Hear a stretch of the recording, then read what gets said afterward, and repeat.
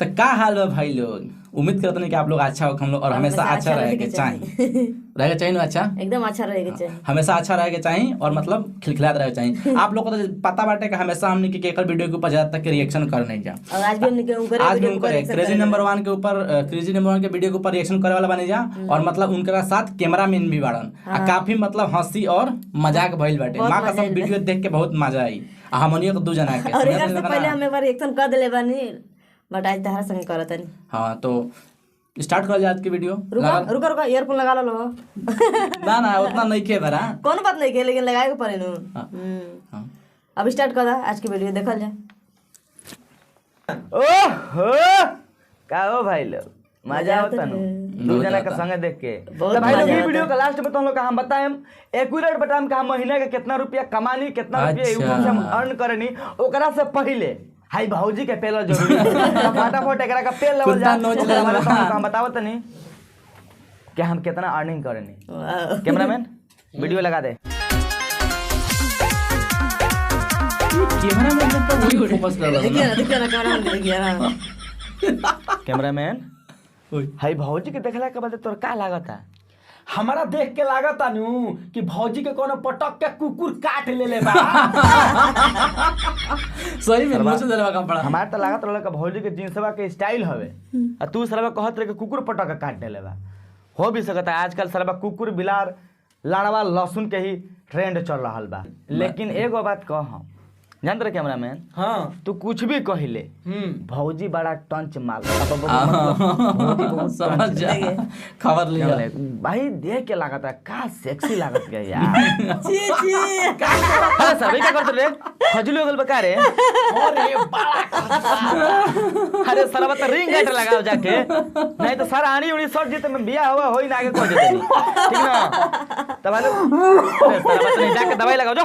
अरे कुत्ता अब रहे देबे सारे सारा बुझाते का गाड़ी में कोनो पेड़ देले बा। अरे भगवान के बोले दे। हां त भाई लोग बहुत बकचोदी हो गेला, बहुत रोस्टिंग फोस्टिंग हो गेल। ठीक बाबे तो मेन आज का मुद्दा हमारा रहला कि हम महीना के बहुत सॉरी हम महीना के कितना इनकम करनी नहीं। भाई लोग देख लो झूठ ना बोलम, एकदम जेन्युइन बताम तो हम लोग आज तक कोनो यूट्यूबर ना बतैले के। ठीक बाबे तो पहले के बात अलग रहा भाई लोग। पहले हमारे व्यूज अच्छा खासा आवत रहा, तो पहले अच्छा इनकम होता रहा। लेकिन अभी करेंटली के बात बोलो तनी, अभी दिसंबर 2022 के बाद बोलो तनी तो महीने कभी के डेट में भाई लोग हम लगभग 4.5 से 5 लाख रुपया कमा रहे। जौन सच्चाई बताओ सच्चाई बताओ तनी। ठीक बाबे सार दोगला कहिया कौन महीना में सरौ 4-5 लाख रुपया कमैले बड़ा। कमैता तो सरौ 2 महीना का हमर सैलरी रोक के रखले रहता। सर दे दे मुंह पे भेज कहिया देबे रे सारे? सर कैमरामैन को सर दे देम सर, तुम वीडियो बनता नु सारे हां दे देम चुप सर काट दे, एडिटिंग में कटा जाए के चाहिए। हाँ, काट नहीं तो गाड़ मार देम सर उता दे देम, टेंशन मत ले। आ सर बता नहीं ना कमानी रहे हम 4 लाख रुपया। हमर झाट कमाला सर। सर बता नहीं तोरा का देखावे नहीं ना हम कमानी। हमर झाट कमाला सर। हमर झाट कमैबा तैयार रही। अरे सर बता नहीं देखा कितना दामी ड्रेस पहनले बनी 1800 रुपया का ही एथी हवे। सरौ 320 रुपया। अरे सर बता नहीं उ ना ले 320 रुपया ला या 1800 रुपया ला हो। ठीक बा हमर झाट है सर। भाग सर तुम्हें काम से निकाल देम ना धरी हो बुझाई। भाग सारे निकाल दे जा भाई सारे। भाई लोग इस तरह बदतमीजी करते सर, काम से निकाल देम ना धरी हो सर तू नहीं। हम कौन महीने में लेके कमनी 4 लाख 5 लाख रे सर हर महीना में कमानी। हमर झाट कमाला सर। अरे कमानी सर हम। हमर झाट कमाला हो। अरे करीब वही तो नहीं हम छोड़ा सर कैमरा में छोड़ा कैमरा वाला। अरे सर वो खिया मार दो सर सारे। दोनों जना मार पीट हमारा कर सर आँख पर मरबा तो हम तार आँख पर ना मारे। अरे सर हम लाहे से तो रखे मरने तू सर बहुत जोर से मारले बड़े रे। सर लागत है कहां के फूट गेले करी घोड़ा पे ला। कैमरा में निकाल। आज के बक्चो आई मीन आज के वीडियो यही जी खत्म करत तनी। चुलवा लगा ना। और वीडियो को काफी वीडियो के अखिया का लाल ढोप के बतियावा तरह हटा के बतिया। मार दलो अखिया मार काटा के बतियाओ। हम मरनी अखिया सर। तूने करिया हो ना गया। कहां मनी हां पहले तू न मरले रे सारे। भाग सर तू पहले मर ले अब। हम मने सर मार के सरवार को। अरे भाई लोग बहुत दुख आते यार, इस तरह का लगा तो सर्जरी प्लास्टर करेगा पूरे हाथ के। तो भाई लोग देखो लो अगला वीडियो में हम बता दें कि हम कितना महीना कमाने, ठीक बाबे। काहे से कि सरवा जौन पोजीशन में बानू कि सरवा देखा कि फिर मत मार के हाथ तुरिए देले बा को देले बस ओके देखो हंसी बहुत अच्छी सब बात छोड़ कितना कमा ले बता दे। सार झाट मत जरावा नहीं तो पूछ के मुंह में पेल दे आ जाई सर उनको जवानी का तो हिला के गिरा दो सारे आंख को ये कहले भोसड़ी के हम ना बताम सारे तू खाता सरऊ दे तू खाता चलो गोनिया मार दी सरू नहीं दुखाता, मार के सर आंख कोरिया कदम भोसड़ी के मादर चोद।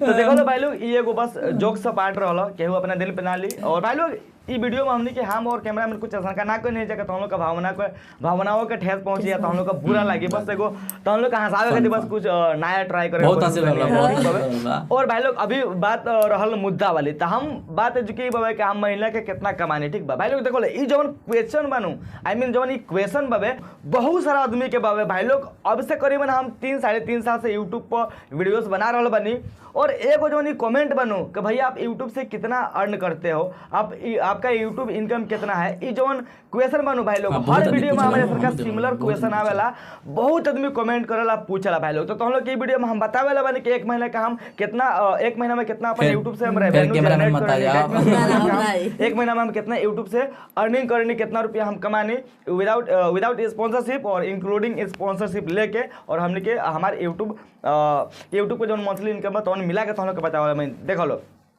एक से पहले जब कहनी हम तो हम लोग के अपन कैमरामैन जब कहत रहा के सार कब तू 4-5 लाख रुपया कमा लो भाई लोग बस एगो ये मजाक रहा है 4-5 लाख रुपया कमाती तो सारा भाई हई लड़वा लसुर से कपड़ा ना पहनते भाई लोग समझ लो का 4 चक्का मतलब 2 बोलोरो 2 स्कॉर्पियो लेके हम घूमती आ घरे के पहुंचे साइकिल बाबे एगो बाइक बाइक सही में तो भाई लोग देखो लो साइकिल हम चलावे बाइक चलावे तोहनु के साथ हम तोहनु के भावना के साथ ना खेलम और हम तोहनु को मैनिपुलेट भी ना करम, ठीक बाबे।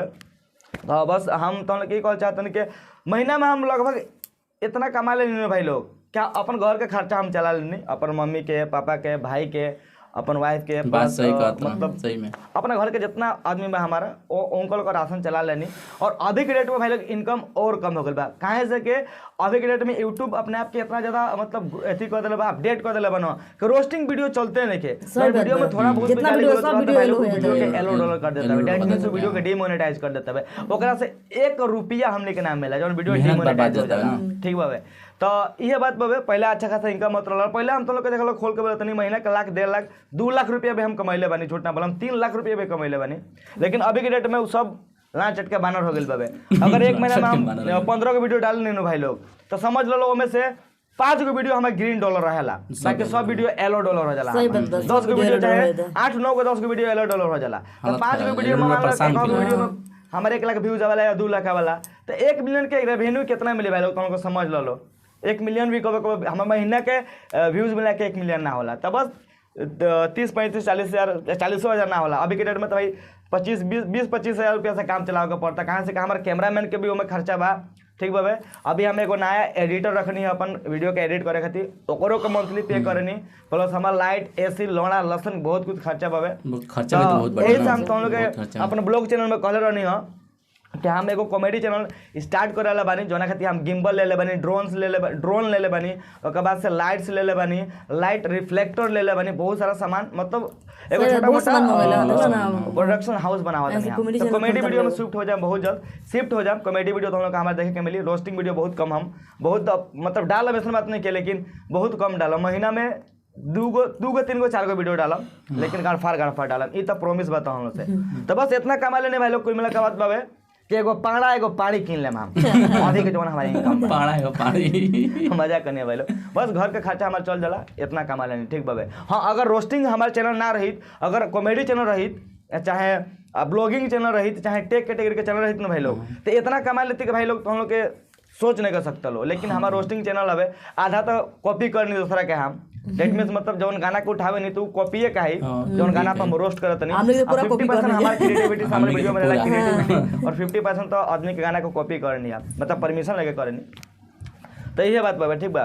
तो आई होप के तुम समझ गए लोग बोलो और आदमी कमेंट अब ना करी, आई थिंक अब बहुत जना हमरा का कमेंट ना करी हम लोग तो हम लोग को पता चल गई कि हाँ महीना का हम कितना कमानी ठीक बा। और भाई लोग जितना भी मोबाइल गिम्बल लौड़ा लसन हम खरीदे नहीं नु भाई लोग हमार अलग से साइड भी बिजनेस बा हमार ठीक बा, वो एक्सप्लेन ना करम भाई लोग ठीक बावे।